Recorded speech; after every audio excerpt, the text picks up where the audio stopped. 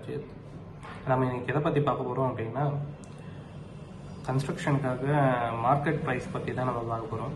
ஒரு வீடு கட்ட இன்னைக்கு எவ்வளவு செலவாகும், அதை எப்படி தீர்மானிக்கிறது அப்படிங்கிறத பற்றி தான் நம்ம இன்னைக்கு பார்க்க போகிறோம். நம்ம இதை பார்க்கறதுக்கான முக்கியமான காரணம் என்னென்னா, வாடிக்கையாளர்கிட்டையும் சரி பொறியாளர்கிட்டையும் சரி இதுக்கான போதுமான நாலேஜ் இல்லாததான் காரணம். ஏன்னா ஒரு வீடு கட்டுறோம் அப்படின்னா அதுக்கு முதல்ல தேவையானது ஒரு பிளான், நெக்ஸ்ட் அதுக்கான ஸ்ட்ரக்சர் ட்ராயிங் பண்ணணும், அண்ட் நெக்ஸ்ட் வந்து பார்த்தீங்கன்னா நம்ம ஒரு எலிவேஷன் கொடுக்கணும், முகத்தோட்டம். சரி, இந்த 3 பார்ட் தான் வந்து நம்ம கட்டப்போகிற வீட்டுடைய செலவையும் அதுக்கான பட்ஜெட்டையும் தீர்மானிக்குது. இது வந்து பெரும்பாலானவர்கிட்ட சரியான ஒரு நிலைப்பாடு இல்லாததுனால வாடிக்கையாளர்களுக்கும் பொறியாளர்களுக்குமே ஒரு மிஸ் அண்டர்ஸ்டாண்டிங் வந்து கிரியேட் ஆகுது. ஸோ இதை பார்க்க வேண்டிய முக்கியமான காரணமே அதுதான். நம்ம அதனால தான் இந்த விஷயத்தை பற்றி இப்போ நம்ம பேசுகிறோம். சரி, ஓகே. ஒரு இனிஷியலாக நம்ம என்ன பண்ணணும் அப்படின்னா, ஒரு பிளானை வந்து வாடிக்கையாளர்கிட்ட கேட்டு அஸ் இன்ஜினியராக நம்ம வந்து என்ன பண்ணோம் அப்படின்னா ஒரு பிளானை ரெடி பண்ணுறோம். ஸோ அந்த பிளான் நம்ம வந்து என்ன பண்ணியிருக்கோம்னா ஃப்ளோர் பிளான் மட்டும் தான் நம்ம ரெடி பண்ணியிருக்கோம். நெக்ஸ்ட்டு அதுக்கு அடுத்த ஸ்டேஜ் வந்து வாடிக்கையாளர்கள்கிட்ட அதில் என்னெல்லாம் நம்ம உபயோகப்படுத்த போகிறோம், ஸோ எந்த மாதிரியான கட்டுமான பொருட்களை நம்ம உபயோகப்படுத்த போகிறோம், ஸோ அதுக்கான ஒரு டெஃபினிஷன் வந்து நம்ம அவங்களுக்கு கொடுக்கணும். ஸோ இது கொடுத்த அப்புறம் அதில் அவங்களுக்கு ஏதாவது மாற்று கருத்து இருக்குது அப்படின்னா அவங்களுக்கு விருப்பப்பட்ட பொருட்களை நம்ம பயன்படுத்துகிறோம். அதுக்கான விலைகள் வந்து கூடுதலாகவோ இல்லை குறைவாகவோ இருக்குது அப்படிங்கிற பட்சத்தில் ஸோ அதை நம்ம மென்ஷன் பண்ணிக்கலாம். நெக்ஸ்ட்டு அவர்கிட்ட எல்லா டீட்டெயிலையும் நம்ம வாங்கிட்ட அப்புறம் அடுத்து நம்ம பண்ண வேண்டியது அந்த பொருட்களோட விலை மற்றும் அந்த பொருட்களோட விலையோட காலநிலை. அதாவது இப்போ நம்ம ஒரு பொருள் வாங்க போகிறோம், அந்த பொருள் வந்து பார்த்தீங்கன்னா இன்னைக்கு ஒரு ரேட் இருக்கு, இந்த மந்த்ல ஒரு எக்ஸாம்பிள் ஒரு 50 rupees ஒரு வேல்யூ ஒரு மெட்டீரியல் இருக்கு அப்படின்னா, ஸோ அந்த மெட்டீரியலோட ரேட் அடுத்த மாதம் இல்லை ஒரு 6 மாதம் கழிச்சோ ஒரு 50 ரூபாயிலேருந்து 53 ரூபா ஆகலாம், இல்லை 50 ரூபாயிலேருந்து 45 ரூபாவும் குறையலாம். ஸோ இந்த மாதிரியான ஒரு ஃப்ளக்சுவேஷன்ஸ் வந்து எப்பவுமே வந்து நம்ம கன்ஸ்ட்ரக்ஷன் சைட்ல இருந்துகிட்டே தான் இருக்கும். இதனால தான் நம்ம டீடைல் எஸ்டிமேட் பண்ண வேண்டியது ரொம்ப அவசியமா இருக்கு.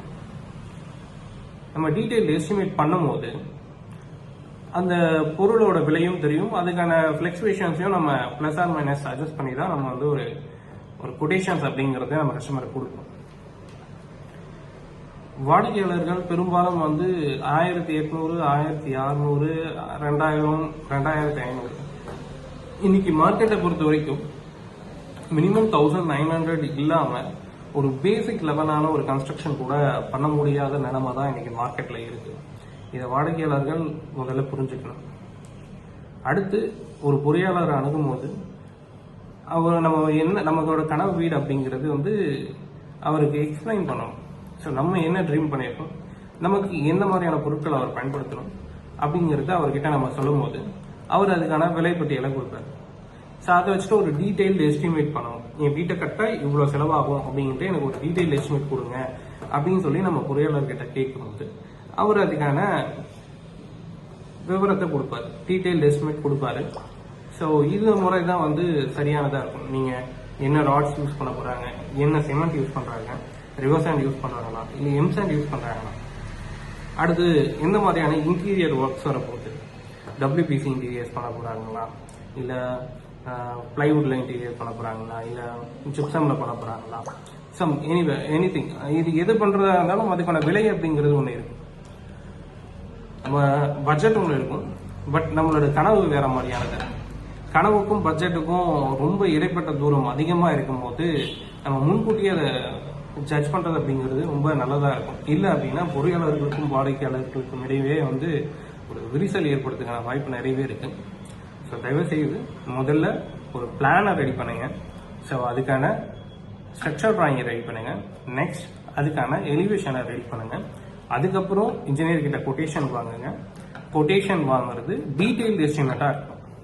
ஸோ ஒரு அஸ்திவாரம் எவ்வளோ எடுக்க போறாரு, அதுல இருந்து அவனுக்கு ஃபினிஷிங் என்ன கொடுக்க போறாரு, ஸோ என்ன கலர் பெயிண்ட் அடிக்க போறாரு, ஒவ்வொரு கலருக்குமே ஒரு ரேட் வரும். ஸோ அதனால அவர்கிட்ட டீட்டெயில் எஸ்டிமேட்டு முதலே வாங்கணும். ஸோ அப்போ நம்ம என்ன பண்ணணும் அப்படின்னா டிராயிங்ல நம்ம கிளியர் கட்டாக இருக்கணும். அப்போதான் வந்து அடுத்தவர்கிட்ட நம்ம கொட்டேஷன் வாங்கும்போது ப்ரைஸ் வந்து சேஞ்ச் ஆகாமல் இருக்கும்.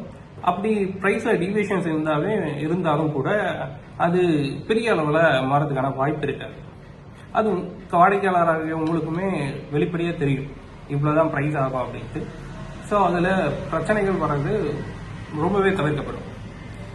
ஸோ அதனால் ட்ராயிங்ஸை ஃபுல்லாக கிளியர் கட்டாக வாங்கிட்டு டீட்டெயில் எஸ்டிமேட் வாங்குங்க.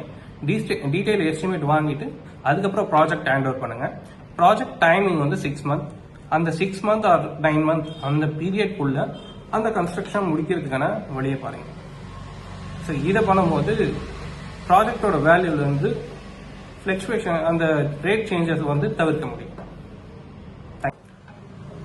இது போன்ற கட்டுமான தகவல்களை தொடர்ந்து தெரிஞ்சுக்க நம்ம சேனலை சப்ஸ்கிரைப் பண்ணுங்கள், ஷேர் பண்ணுங்கள், லைக் பண்ணுங்கள். உங்களுக்கு ஏதாவது டவுட்ஸ் இருந்தால் கமெண்ட்ஸ் பண்ணுங்கள். தேங்க்யூ.